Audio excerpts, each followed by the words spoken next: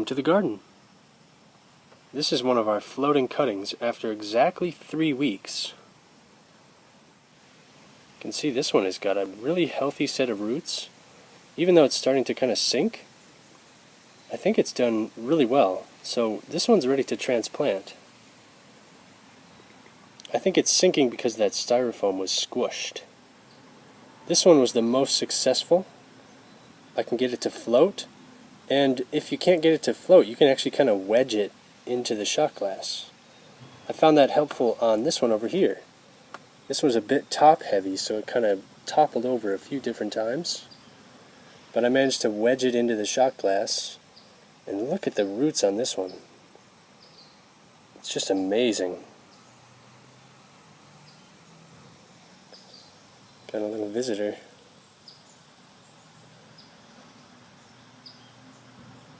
So it only takes about 10 days for the roots to develop. And then after that, you can really plant them out at any time. I want to keep a couple of these going, but I think I'm going to transplant out this little one over here that's kind of sinking. You can see it's tilted. That one's definitely ready to go in soil.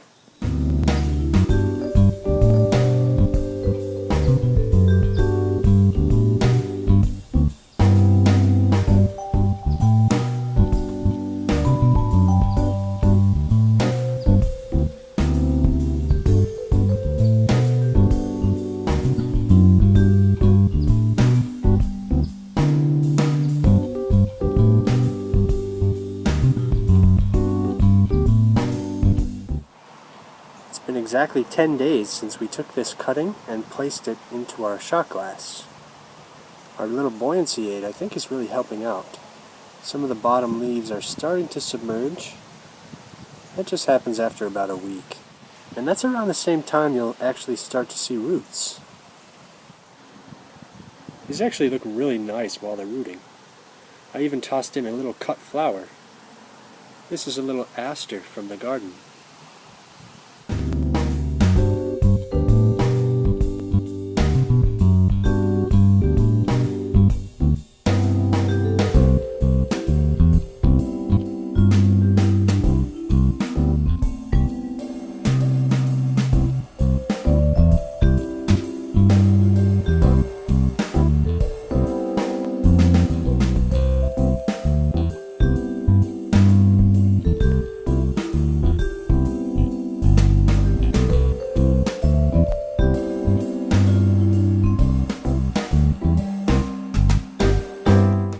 These would look great on a windowsill. Just watching these roots grow has been really interesting. Every day there's brand new roots. I've been using this one as a sort of a flower vase. Anytime I get a little cut flower, I stick it in with our cuttings, just to get some extra use out of it, and it's been really lovely. This one I accidentally plucked as a little bud with just a touch of blue, and now it's fully bloomed. I was really surprised when it bloomed. So we're getting multiple uses out of our little shot glass here. Our little aster is starting to drop seeds, so I'm going to put this out in the garden, see if we can get some more to pop up next year. But we'll go ahead and transplant out the little one that's starting to kind of tip over.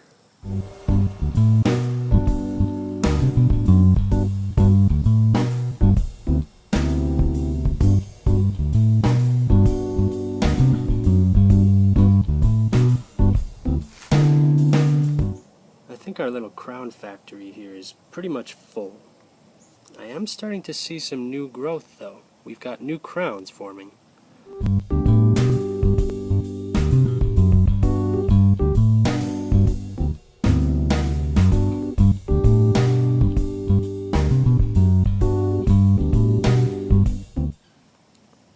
I accidentally bumped off one of these little crowns, but I tucked it in right over here to try and propagate it. You see how it's about the same size as it was, and this one has actually grown quite a bit. I've just got another little propagation experiment here, but it's got just enough room for our little cutting. I feel like this is going to be really easy to remove. Let's see.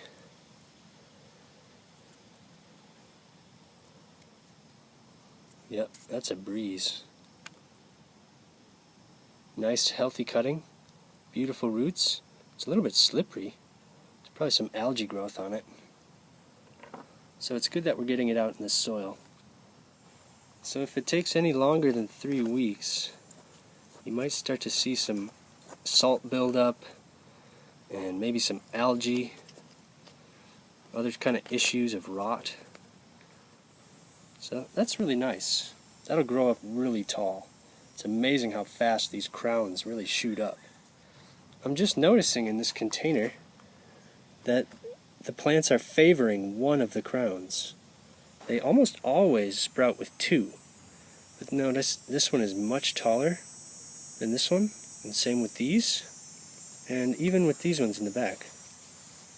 It's kind of interesting. So I wonder if we plucked off the taller one, let the shorter one grow, and then propagate this. I'm always trying to think of interesting ways to propagate these. So we'll go ahead and water this one in with the water that it was rooting in. You want to monitor how fast the water absorbs. Now, I'm just making a huge mess, but if your water just runs through, it's not absorbing properly. And don't pour off the water in the basin. You want that to sit and drink up into that soil. Wow, look at this. We've got a little root. It's only been a couple weeks, and this tiny little crown has rooted. I was worried this was going to die back. This was really, really small. Compared to the other one, I mean, this one is twice the size or 3 times the size now. It was just a little bud, like a little rosette. But it's actually survived and setting down roots. That just goes to show that these crowns are incredibly tough. I think this is a Crassula perforata. And these are an incredible plant. I really like these. I like the height they grow to, and I like how tough and easy to propagate they are.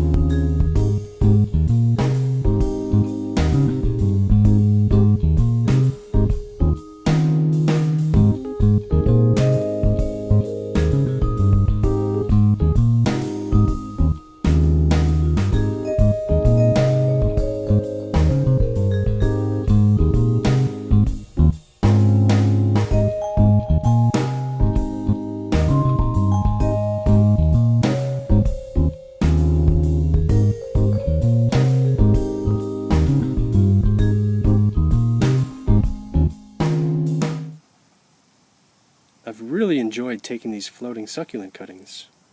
They start to form roots after about 10 days, and here after 3 weeks they've got plenty of root to transplant out into soil. But I'm going to keep these 2 going in water and see how long they can last. We'll also keep an eye on our crown factory. I'm going to continue to take crown cuttings as they get a little bit larger, but even this really tiny one up front has started to form roots. So they're really an incredible plant. I really love propagating these Crassula by crown cuttings because it's just so simple. So I hope you give this a go in your garden. Thank you all so much for watching, and I hope to see you next time.